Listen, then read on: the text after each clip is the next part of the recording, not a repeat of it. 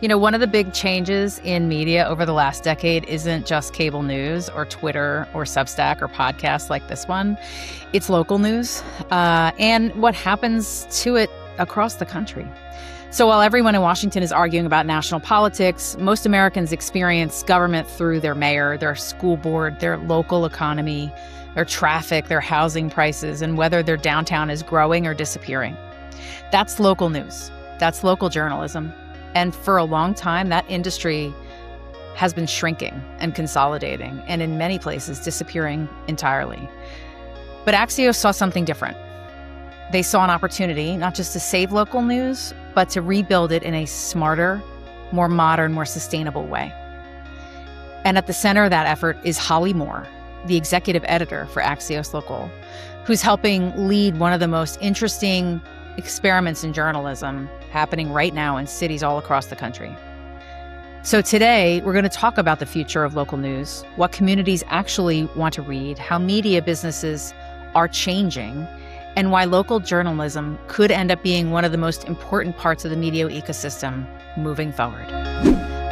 Holly, I am so excited to have you with me today. I have so much respect for the work that you all are doing at Axios, and I can't wait to talk about what it's like to be executive editor for local news at a place that is, I think, revolutionizing the way news is told. So start me off. Tell me a little bit about how you got to be in this position here at Axios today. Thanks, Lisa. I appreciate that. And yeah, I agree. We are doing it very differently, and it's super fun. So I've been at Axios about going on 3.5 years now. And actually, when I came to Axios, it was to start a team called The Hub, which part of the idea there is that it is a centralized team that creates content for local at scale. So each of our local teams have boots on the ground in their city, and they're doing reporting that you have to be in the city to do. But this hub team creates data stories, like working very closely with data visuals, looking at data across a national data set that you can drill in geographically. And so like creating a national templated story that has a localized chart that could be part of the local newsletters. So it's like inherently local content at scale. How are you finding that to be received in the States? I mean, we talk so often about how the change has happened for local news and local content, and there's a real appetite for it. So what you guys are developing and sharing seems to me like there's a really sort of rapt audience waiting to hear what you have to share. Tell me about that a little bit. Yeah, so I think that a couple of the things that we're doing really intentionally is trying to provide content that is utility and helps connect audiences.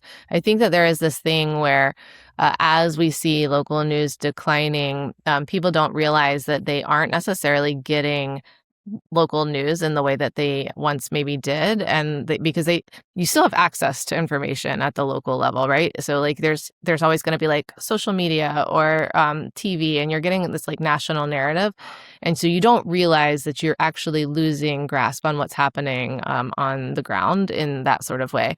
And so it's been really well received. I think people like to understand that they are getting information from somebody who lives near them and is like kind of participating in life the same way that they are, and also helps them understand the life that they're living a little bit better. What states are you in now? So where can folks find? And that's probably a long list. Yeah, so I can go. No, I can probably also like share the list for where folks can find their local Axios resources. But are you in all 50 states? Are there others that you're developing in, or tell me about that? We're not in all 50 states right now. I actually don't know the number of states, but we're in 35 markets. We will be in 42 by the end of this year, and we'll hopefully continue to grow. We just actually had a reporter start yesterday that's going to launch in our Denver suburbs market. So our internal running joke is that if you hear our founders talk, Jim and Mike, they add a 0 every time they talk about the number of local cities we're going to be in. And so when I first started, local is going to grow to 100 cities And then it was like 1,000 cities, and then it was 10,000 cities. So if there's a city, don't worry, we're coming to it very soon. It's all about making sure that we can hire the right talent in enough time to go live. And it's not necessarily full states, right? Because it really sort of it's hyper localized, so that it's in cities and markets where people are really needing information. Is that right? Yeah. So the first 30 markets that we were in were, with the exception of New York and LA, most of the largest markets in the country. And so as we've realized, one of the things that we're trying to figure out, not just how to get information to people, but also like how to find a durable business model. And as you get into smaller cities, that becomes a little bit, it's just got to look a little bit different. Mm-hmm. And so these last handful of markets that we've launched have been very intentional, trying to understand the different types of business models needed to get into these smaller places. So last year we launched Huntsville, Alabama, which is our first city that doesn't have another like daily newspaper in it. It's not a news desert per se, but it's getting very close. It's like right on that like news impoverished area. And so we're trying to figure out how to go into places that are smaller and smaller. And so looking at other ways that we can access the people in those communities. So I mentioned our reporter that is going to start our Denver suburbs, so Douglas County and Arapahoe County. We are in Denver already. And so we're thinking like, can we do a regional approach that's going to help us like take advantage and collaborate in that way? So we're in Denver, we're in Boulder. We just launched Colorado Springs, and Douglas and Arapahoe County are next. So I think you're going to start to see us cluster around existing cities in that way too, to help just share resources. Talk to me about how you find those reporters. Are they locals that are coming to work with you at Axios? I'm sure there are lots of different models, so I'm sure I'm not asking for each and every accounting, but I'm curious, is this like a repatriation of local media in a new format and a new opportunity, or is it a little bit of everything? So we are actually very, very consistently hiring people that are in the area already, from the area, know the area super well. Because we're in we have such small teams. Each of our cities is about 1 to 3 people for the most part. It is really important to hire some of the most talented reporters in market. So we're not, unfortunately, not able to like hire people straight out of college, because we want people that are already well sourced. We want people that know what's going on, have the full context of why things are happening the way that they are. So we really are working very hard to get some of the best talent in those markets. And it does make it a little bit challenging especially going into these smaller areas where like the news impoverished. It took us a while to hire in Huntsville because we needed to find somebody who's been doing it for a while.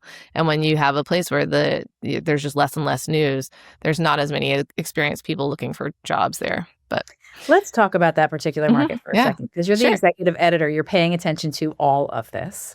I have a more specific set of questions after we're done with this particular section about the actual editing, because it is an entirely new model that you have deployed that is fantastic. Huntsville, Alabama, though, is an incredible industry town. Yeah. I mean, there is so much business and so many people moving there because of the expansion and growth there's a big defense and space component of that particular community, that there is a lot of news. Yeah. There's a lot of things that people want to know about. So smartly, you're growing in spaces. While you talk about news desert, you're not saying that there's no news there. You're saying there's no one to tell you what's happening in a big, big opportunity market. Yeah, no, I think you're kind of hitting the nail on the head. A lot of these places, when I'm saying small markets, they're actually not small at all. Huntsville is the fastest growing city in Alabama. Those Denver suburbs, we're talking like 1 million people. In Huntsville, there is the Arsenal, and it is a company town. People are moving there a lot for work, and they're doing really important work. It's a highly educated market. These aren't like, we're not talking podunk rural towns where you're having to drive a mile to get to the nearest neighbor. This is there's a huge need for information in these places. And so the community has actually been very welcoming and excited that we're there. And it's definitely newsy. We have not yet run out of things to talk about in these places for sure. Yeah. So you don't know this yet, but I have told Mike this, Mike Allen, who's the author, the co-author of the book. I teach a course about media affairs in the digital age, and the text for the class is Smart Brevity. Yes. Yeah. I think that it is, first off, to any of my audience listeners who are paying attention, it's 108 pages. You can read it in less than an hour and a half. And it applies to everything we do every day. So there's my free advertising for Axios. Thank you very much. And I don't mean that because, well, it's not just because I love your publication and the work that you're doing. It's because I think that you've seen around the corner. And so I know that in each and every one of those cities and markets that you are in, you yourself as the executive editor are assuring that that model for communications in the Smart Brevity model is happening. Mm-hmm. That's not traditional editorial work. I want to know more about how it is. Like, I think that there may be some training. Talk to me about Smart Brevity and how that has become your life. Oh, it's a constant training. It's brilliant, actually. So I first read Smart Brevity before I actually worked at Axios, because I think it's something that any sort of communicator should have in their arsenal. Speaking of arsenals, it's like, it really does get straight to the point. And I think one of the things I didn't realize until I worked at Axios, Smart Brevity is actually less about the keeping things tight and the style of subheads, although those do help you just like visually get through something. Mm-hmm. It's really about the why it matters. So it is getting to the point of the story, or like, why is this worth your time to read as quickly as possible? Because people are busy and people don't need a big wind up to figure out. It's like you don't want to put work on the audience to figure out why somebody needs to be reading something. Just tell them what they need to know and get in and get out. Mike loves to talk about the Barstool test. So like, if you were going to tell a story, you can to your friend at the bar, you sit down, like, what is the part of the story that you're going to lead with? That's probably the most interesting story. And I can tell you, as an editor who's grown up in newsrooms, nothing makes me crazier than when a reporter's like, I've got this great story, and they tell you and you're like, yes, great story. And then all of a sudden, like, you read the copy and you're like, well, this is not the story you just told me about. It's it's because they want, when they're trying to pitch you a story, they're going to lead with the most interesting part. But then when they write it, for some reason, they want to, like, I don't know, they just add extra words. Not necessary, not helpful. Keep the audience's bandwidth in mind as well.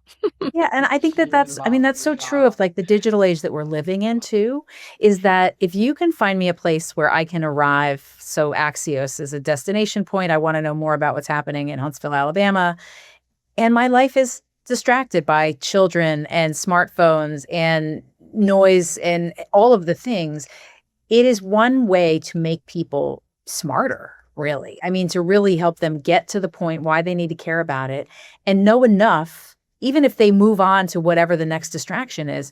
But there's also an element of going deeper, right? Where they can go and read the data that supports what it is. So it's actually really based and grounded in facts and information that's very different than any other news outlet I've seen. Yeah, I think we do a really good job of like it's not surface level. So that's, I think, another misnomer is like, just because it's short doesn't mean it's not deep. That's right. Yeah, so it's getting to the analysis of it as quickly as possible and explaining why you need to know. We like to describe it as your smart friend in your pocket. So like, when you pick up your phone, you've got an expert that's right there helping you guide your day. I also find it really like satisfying to have, so I read, even Mike does AM every day, which is not part of my local newsroom. That's the national newsroom, right? But I read it every morning, and it's super satisfying to know that I am caught up on the most important information of the day and I'm done. So I can't tell you how often I will get trapped in my phone, just like on accident, doom scrolling. And I'm like, what have I been doing? But wasting my time. But there's at least that one little gated part of my morning where I'm like, it's like a fresh breath, you know? Yeah. Yeah. What do you think, looking at the lens from, national media is so much of what we talk about in Washington, D.C. You're in a suburb of D.C. You are near D.C., but far enough away that you are outside of that space. Would you say that there is a reinterest. I feel like in my community, there's an interest in knowing more about what's happening locally. That while we have had this changeover to a wider lens and a wider view about what's happening on the national scale, that because there's so much news on the national scale, people are actually wanting to close the aperture some to see Yes. more about what's happening locally. Are you seeing that trend in the coverage that you're Yeah. offering? Yeah. I mean, I think going back to the suburban model that we're looking at, like, I do think there's definitely, I talk a lot about micro, not macro. Um, Mhm. so like what is happening in my neighborhood, what's happening around me, that is what I care very deeply about. I read the DC newsletter every day. Um, I live close enough to DC to know and care what's going on. I work in Arlington, so I'm like right across the river every single day, and it's not a lift for me to get into the city and participate in that city. But what I Mhm. really want to know is what is being built behind the Home Depot next to my house. I want to know Okay. like what my kids' schools are doing. There's definitely like a huge appetite for what's happening around us. And I actually have a friend who does it's kind of similar to like a blog. So they're not an Axios employee, but they do like development around what's happening near me. And I see people share it in the group chats all the time. People definitely want to know what is happening around them and how they live their lives. Mhm. Absolutely. Well, it feels like this is such a great big deep breath into a space that has been collapsing for some time. And so that's especially fascinating to me. You yourself are because of the work that you do, you're constantly looking at trends and paying attention to what's happening, not just maybe in the Virginia suburbs or the Alabama suburbs. Is there a trend? Is there a growing trend in media news, maybe not necessarily even related to journalism that you're following, something that people are paying attention to uh, in more communities than you thought? So I think that I say this because I think local media is the early warning signal to issues that will become bigger and more prominent in the larger scale.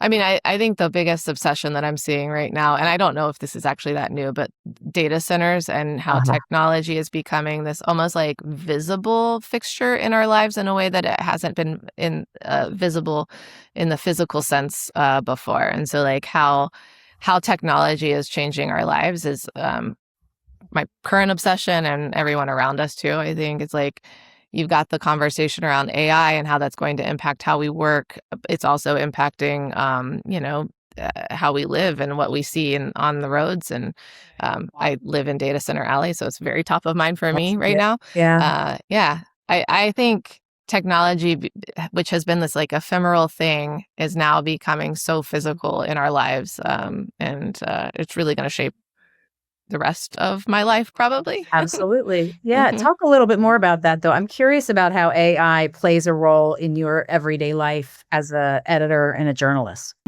I use it every single day. There's not a day that I don't wake up and one of the first things I do is go talk to ChatGPT or Claude to look at what a lineup could possibly be. I mentioned that the team that I started working on here was looking at data and analysis in the local markets. And so we're right now trying to figure out ways to build um, very specific data feeds into a system that could power our content management system into the future and help our reporters. So, like, think about it in terms of early warning signals. So, now news will send alerts to your phone, or maybe you are on X and you get like notifications when there's a specific high volume or high velocity tweet that happens. We are talking about like how do we put that sort of system into existing data, public data sets that we can power our reporter dashboards so that the reporters can be those early warning signals to the audience themselves. And so Mm-hmm. like there's just so much access to information at velocities we've not seen before that it- it- the game is really changing right now in a I think it's a positive way. I know that there's like a lot of questions about like what it means in the broader philosophical sense, but in terms of how we're going to use it to report or change the news business, I think it's actually a very good thing. Um, Especially for us, we have, like I said, really small teams, and so if you're one person, AI can really exponentially boost how much you're able to do in your day-to-day work. Absolutely. It's a force multiplier for small teams. I mean, I know myself, this is a small production operation here at the Friday Reporter, and I am a sole practitioner, communications person in Washington, D.C. So I look at it through that lens quite a bit. I'm also curious, though, you probably are not the recipient of as many pitches as your journalists that are out in the field. But I'm curious if you're seeing a change in the level, for better or for worse, in terms of pitches as they come in from the PR side with AI as an element. Yeah, no, I mean, you're right. I don't get as many pitches as my reporters do, but I have actually noticed, and I hadn't put it together until you just asked the question. I feel like they're getting a little bit more sophisticated in terms of like what I get pitched. They seem more relevant to me. And so maybe that has something to do with AI. Yeah, that's really interesting. I will say I am very curious about, because we do have our primary platform is newsletters at Axios. I have been watching very closely about like what has been happening with the inbox, and how those it could be pitches. Maybe this is why they seem more sophisticated. Maybe more landing in my junk mail than before. So like how inbox filters are becoming more sophisticated as well. Yeah.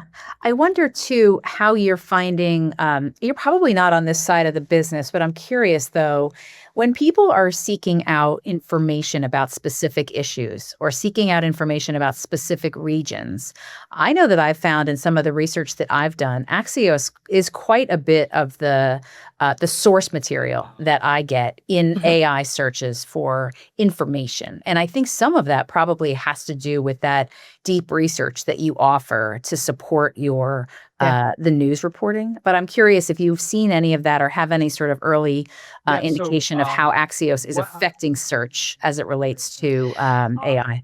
Yeah, I mean, we do definitely pay very close attention to where our traffic referrals and where they're coming from. And we have seen a bit of a shift away from like Google search results to AI assisted search results. And I think part of that is, yes, exactly what you said. Axios we're very down the center. We're a trusted source for a lot of folks.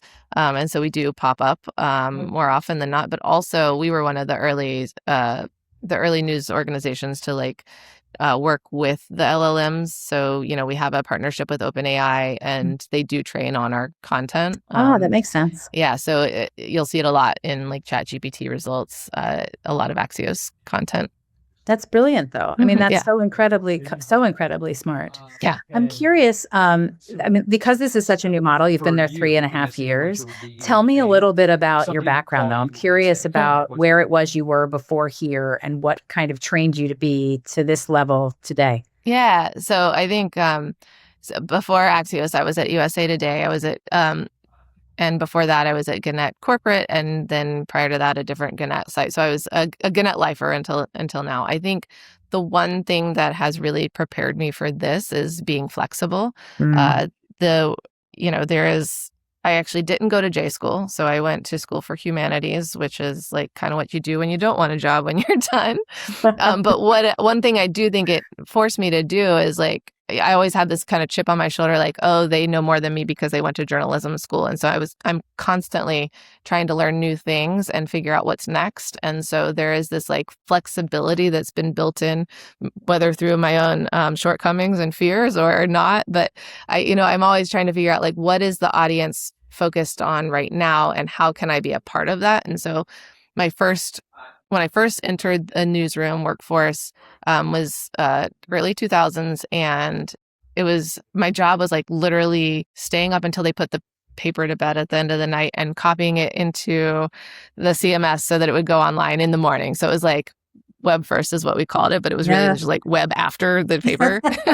And that I had no idea what I was doing. They kind of looked around the room and they're like, who can be our web producer? You, young person in the corner, you can do this. And so it was like that. And then social media came onto the scene, and it was more of the like, who knows how to social media around here? You, young person. Yeah. And so it's just like, it felt like my entire career has been a bunch of like, this new technology is here. Let's figure out how we help it adapt or help the audience find us in these new ways. And so it's just been a bunch of like, I don't know what I'm doing, so let's be flexible and figure out what's next. There's no like preconceived notion of what it should be. Our entire career has been like that. Yes. Honestly, same on the PR side. I mean, honestly, it has been entirely that. I remember when clips were called clips because we clipped them with scissors out of the newspaper. Right. Yeah. And so, so the young teams today, they all think of them as clips, and I'm not even sure they know why they're called that. So it's an entirely different model. You mentioned earlier you have children of your own. I have 2 college-age kids. But I think too, this addition of AI and the addition of online media and the evolution of journalism has created an environment for information sourcing and information generating that is different from a parent point of view. I'm curious, I'm not sure how old your kids are or how much they're online, but I'm curious how you will be coaching either your own or the kids on your team about how to be navigating these changes for people. Yeah. Well, so it's super fun. So my kids are 11 and 13. And so so right in the mix. They are very much in the mix. And I do think that they have a heightened awareness in a way that even 10 years ago, kids maybe didn't. If I say something to my kids and they don't want to hear it, they always yell at me, cite your sources, which is like, I know it's so funny to me. And then they'll say things like, well, that had that was not a .edu website, so I don't trust it. Or, they really, it's just part of their vernacular now, right. I think. There is also this part of it that is terrifying that they know it better than I ever will because it's just so innate. When we first started playing around with ChatGPT like a couple of years ago, my daughter, who I guess she would have been 8 or 9 at the time, she was using it as a way to play pretend. So she was like typing, you're this character and I'm this character. And so she would like have conversations with it in a way that is just so much more real than I ever would have thought to use it. That was like very early days. I was trying to use it like a search engine, Same. So I just think that they have this ability to understand things in a way that I can't. I have to like really put myself in that place to do. They're my oldest, who's 13. I've told her like she doesn't have social media. I've said no to that, but she does have a YouTube. Hold fast to that. Hang on as long as you can. It's really tough, honestly. Like all of her friends are on the Snapchat, but she does have a YouTube account, and I've said that you can have it as long as you are very careful not to follow things that are going to mess up your algorithm in the future. So I'm trying to like fix the digital footprint and on the onset, and do not put videos of you or any of your friends on there. So what she does is she spends her days like editing video clips for fun. Like she'll go and pull clips and put them together over a music track, and it's really good. I trained for years to be able to edit video in that way, and she's just doing it on CapCut for funsies on the weekends. I love it. Yeah. So I'm hoping they teach me things soon, is I guess my point. I'm very careful and making sure, looking over their shoulder, and I have all their passwords, but I just have to teach them and hope for the best, right? Like, I mean, yes, the answer is yes. And also too, they'll never know the difference. Like they'll never know the time before now. So the remarkable thing is, I love what you just said, that hopefully they will teach you. I feel the same way about my own kids and about the junior folks on my teams that I work in across all my clients, because I think now more than ever, we can learn more from the generation behind us as much as they can learn from us about other things that we know. So it's a very cool time, as long as we can drop our ego and drop our sort of perspective that, we should know better, because the truth is that we're not built that way. Our foundation is entirely different. This, to me, Holly, is the most encouraging conversation. You talk about the cool future of local journalism. You talk about the very optimistic point of view you have about AI and about how our kids are going to teach us. This alone was such a great conversation. I cannot wait to share it. Thank you so much for being a guest. I can't wait to keep in contact and to keep following all the things you're doing. Yeah, thank you so much, Lisa, for having me on. This has been a delight. Thanks for joining me. That was super fun. I'm looking forward to a really busy and exciting 2026. Big thanks to my production team at Two River Pictures. And another really important thanks to my friends at Be the Brand Collective who helped me with marketing and making sure the word gets out about the show. I'll see you again for another episode. Thanks so much.